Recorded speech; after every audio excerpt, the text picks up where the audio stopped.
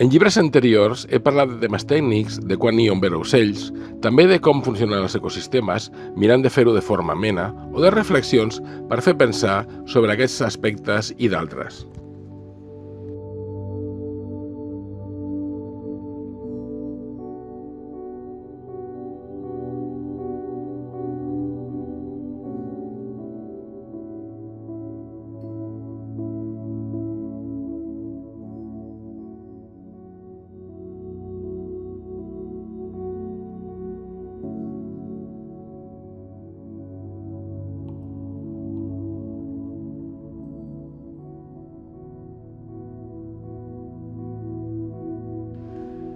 Treballo en conservació de la natura i sovint fas front a un tema discutint amb persones expertes, amistats, companyes i companys, mirant de frenar la regressió que pateixen algunes espècies,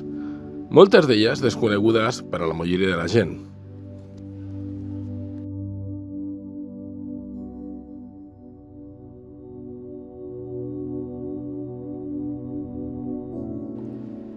Quan em van dir si volia escriure un relat curt per a una nova col·lecció de llibres de tundra, ràpidament vaig dir que sí, i l'endemà de la proposta ja tenia enllestit gairebé un 20% del text.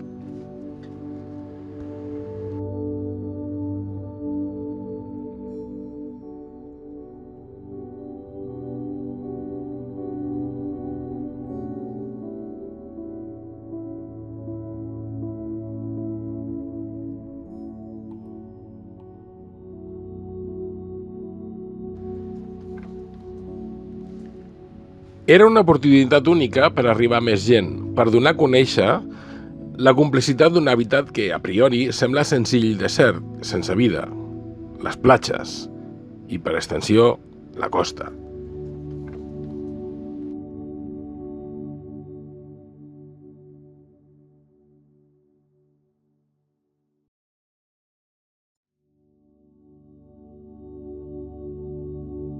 Històries reals, viscudes o compartides, amb 13 persones que surten al llibre i alguna més. Espero que ajudin a descobrir la complexitat i fragilitat d'aquest ecosistema d'una forma amena, digestiva i apta per a tots els públics.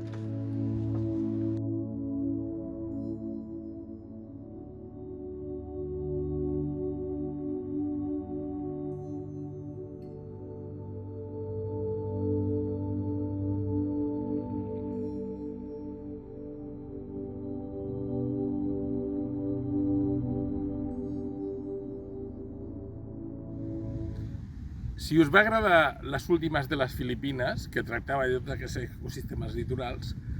Vamos a la playa és una mena de spin-off, un llibre que tracta monogràficament de la platja, del litoral, de la conservació de les seves espècies amenaçades, però també d'aquesta pròpia sorra que ens envolta, d'aquesta mena de patrimoni geològic viu que són les nostres costes, les nostres platges. Un llibre per a conscienciar, per ensenyar, per descobrir coses noves i sobretot per un tema molt important, que és que la platja és quelcom més que és només sorra.